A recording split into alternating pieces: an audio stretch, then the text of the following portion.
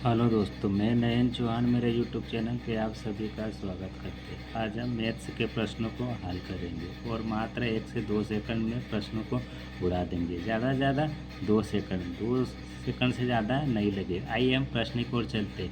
पहला प्रश्न है, दो वस्तुओं का कुल क्रय मूल्य 2500 रुपये है। दोनों को समान विक्रय मूल्य पर बेचा गया है। एक वस्तु पर 20 का लाभ और दूसरे पर 20 की हानि हुई है। इस पूरे लेन देन में लाभ या हानि प्रतिशत ज्ञात करें।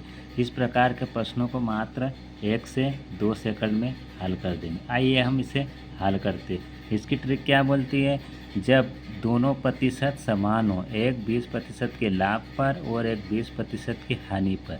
इसमें प्रतिशत के साथ समान है। यहाँ पर 20% लाभ और यहाँ पर 20% की हानि। तो इस प्रकार के प्रश्नों को हम क्या करते हैं, उसी प्रतिशत जो लाभ जो रहता है उसी का वर्ग करते हैं। 20% का लाभ और 20% की हानि दोनों जगह पर समान है, तो 20 का वर्ग करेंगे तो कितना आया हमारे पास, 400 आया। उस 400 में हम किसका भाग करते हैं, हमेशा 100 का भाग करते हैं। तो आंसर कितना आया हमारा, 4%। और ये हमेशा किस में आता है आंसर, हानि में आता है। 4% हानि कहाँ पर है, 4% हानि ऑप्शन नंबर ए में। तो ये हमारा आंसर हो जाएगा। अब प्रश्न क्रमांक दूसरे की ओर चलते हैं। अब उसमें क्या बोलता है, समान क्रय मूल्य वाली वस्तु, जब भी वस्तुओं का क्रय मूल्य समान होता है तो हम इस प्रकार उसे हल करते हैं। इसे भी मात्र 1 से 2 सेकंड में हल कर देंगे। पहला प्रश्न क्या, एक व्यक्तियाँ 2 कुर्सियाँ 1200 प्रति कुर्सी की दर से खरीदता है। वह एक को 20% के लाभ पर और एक को 10% की हानि पर बेचता है। पूरे सौदे में उसका कुल लाभ या हानि प्रतिशत क्या होगा। अब इस प्रकार के प्रश्नों को भी हम मात्र 1 से 2 सेकंड में हल करेंगे। मात्र पलक झपकते ही हम आंसर दे देंगे। अब इसकी ट्रिक क्या है, अब इसकी ट्रिक है कि पहला लाभ कितना है, 20% का लाभ है और दूसरी हानि कितनी है, इसमें 10% की हानि है। इन दोनों को आपस में हम घटा देंगे और 2 से भाग कर देंगे। पहला लाभ है 20%, तो 20 लिखा। दूसरे हानि कितनी है, 10 है, तो हमने 10 लिखा। और इन दोनों को आपस में 2 से भाग कर देंगे। 20 में से 10 हमने माइनस कर दिया तो कितना बचा हमारे पास, 10 आएगा। उसी को हमने 2 से भाग किया तो कितना आया, 5 आया। 5% लाभ कहाँ पर दिया हुआ है, ऑप्शन नंबर ए में। ये हमारा आंसर होगा। मात्र 1 से 2 सेकंड में हमने इन प्रश्नों को हल कर दिया। आइए प्रश्न क्रमांक 3 की ओर चलते। प्रश्न क्रमांक 3 क्या बोल रहा है, प्रश्न क्रमांक 3, एक वाशिंग मशीन की कीमत एक टीवी की कीमत से 25% कम है। यदि वाशिंग मशीन की कीमत 66% बढ़ जाती है और टीवी की कीमत 57% कम हो जाती है, 7 वाशिंग मशीन और 5 टीवी की कुल कीमत में कितने प्रतिशत का परिवर्तन होता है।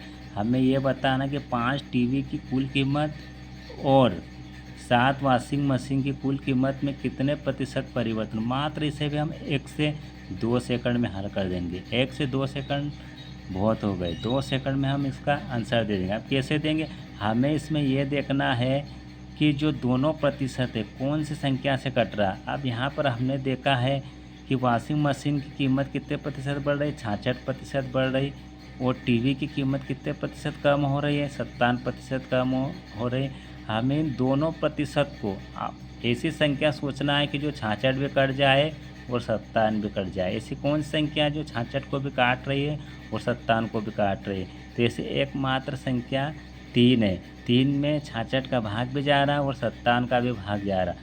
तो हम ऑप्शन की ओर चलते कि कौन सी ऐसी संख्या है जो 3 से भाग जा रहा है उसमें पूरा। 8% वृद्धि, क्या ये 3 से कट रहा है, नहीं कट रहा। बी ऑप्शन की ओर चलते, क्या 6 3 से कट रहा है, हाँ ये कट रहा है, ये हमारा आंसर हो सकता है।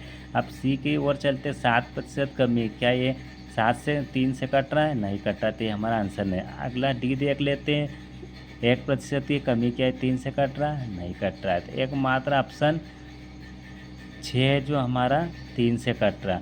आइए ये कैसा होता है, अब इसको हम डिटेल समझ सकते हैं। ये भी लेटेस्ट प्रश्न है, आरआर ग्रुप डी में 2025 में आया हुआ है।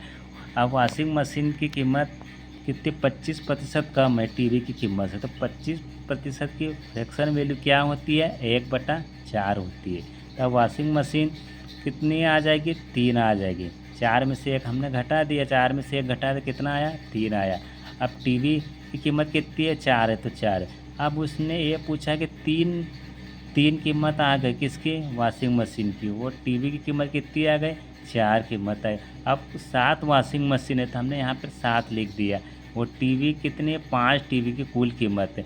तो हमने क्या किया, इनका आपस में गुणा कर दिया। 3 और 7 का गुणा किया तो कितना आया हमारे पास, 21 आ गया। और 4 और 5 का गुणा किया तो कितना आया, 20 आ गया। अब फिर हम क्या करेंगे कि 66% हमने यहाँ पे लिख दिया। वॉशिंग मशीन की कीमत कितनी बढ़ रही है, 66%। ये किस में आ जाएगा, प्लस में आ जाएगा। और टीवी की कीमत कितने प्रतिशत कम हो रहे, 57%। दोनों का आपस में गुणा किया तो क्या आ जाएगा हमारे पास, 1386 आ जाएगा। अब ये माइनस में, तो इसका गुणा किया तो कितना आ जाएगा, 1140 आ जाएगा। फिर क्या करेंगे हम, एक प्लस में और एक माइनस में, तो क्या हो जाएगा, आपस में घट जाएगा। घटाने पर कितना आया, 246% आया। फिर हम क्या करेंगे, 21 और 20 को आपस में जोड़ देंगे तो कितना आया हमारे पास, 41 आया।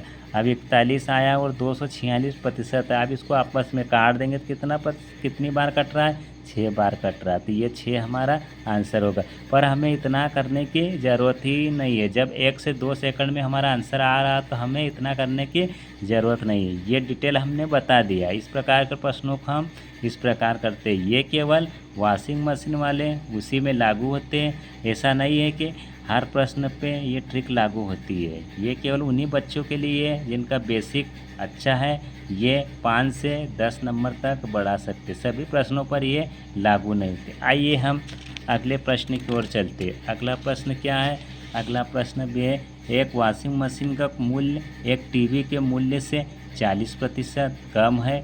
यदि वॉशिंग मशीन के मूल्य में 18% की वृद्धि होती है और टीवी के मूल्य में 10% की कमी होती है, तो 5 वॉशिंग मशीन और 2 टीवी की कुल लागत में कितना परिवर्तन होगा। तो हमने क्या ट्रिक क्या बताई है आपको, ट्रिक हमने बताई है। सबसे पहले हमको क्या देखना है, वॉशिंग मशीन के मूल्य में कितने प्रतिशत वृद्धि हो रही है, 18% वृद्धि हो रही है। और यहाँ पर कितने प्रतिशत कमी हो रही है, टीवी के मूल्य में 10% की कमी हो रही है। ऐसी संख्या हमको देखना है कि जो 10 को भी काट दें और 18 को भी काट दें। 10 और 18 को ऐसी कौन संख्या है जो काट दें, हमारे दिमाग में तुरंत आया कि 2 इसे 10 को भी काट देगी और 18 को भी काट देगी। तो 2 से कौन सा ऑप्शन कट रहा है, वही हमारा आंसर हो जाएगा। अब हम देख रहे हैं ऑप्शन नंबर ए की ओर चलते हैं। 6.5 ये कमी हो रही, क्या ये 2 से कट रहा है, क्या नहीं कट रहा है। यहाँ पे देख रहे हैं 6.4, क्या ये 2 से कट रहा है, हाँ ये 2 से कट रहा है। ये हमारा आंसर हो सकता है। यहाँ पर देख रहे हैं हम 6.5, क्या ये 2 से कट रहा है, नहीं कट रहा है। 6.8, क्या ये 2 से कट रहा है, हाँ ये कट रहा है। ये हमारा आंसर हो सकता है। अब यहाँ पर क्या हुआ, यहाँ पर 2 हो गया। बी भी हमारा आंसर हो सकता है और डी भी हमारा आंसर हो सकता है। आइए अब हम इसे हल करके समझते हैं। यहाँ पे वॉशिंग मशीन 40% है। 40% की फ्रैक्शन वैल्यू क्या होती है, 2/5 होती है। तो टीवी की कीमत कितनी होगी, 5 होगी। और 5 में से 2 को घटा दिया तो कितना आ जाएगा, 3 आ जाएगा।